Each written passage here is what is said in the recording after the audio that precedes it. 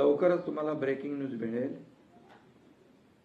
आम्ही ऑपरेशन अर्धवट करत नाही, फुलप्रूफ करतो आणि ते तुम्हाला माहित आहे, अनुभवी आहे। ओमराजे निंबाळकरांच्या बाबतीत आपण म्हटलं, खरं म्हणजे काल त्यांच्या वडिलांच्या हत्येचा खटला कोर्टामध्ये निर्णयासाठी होता।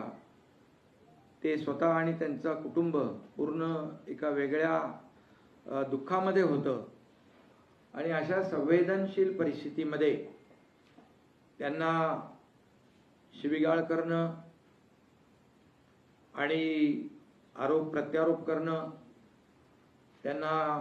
त्यांच्याकडे होते तेव्हा ते अगदी जमिनीवरचा कार्यकर्ता म्हणून म्हणणं आणि नंतर आरोप करणं रील स्टार म्हणून, हे सगळं जे आहे, सकाळी आरोप करतात, खासदारांना शिव्या देतात, संध्याकाळी त्यांच्या रात्री गपचूप जाऊन घरी जाऊन पाय धरतात।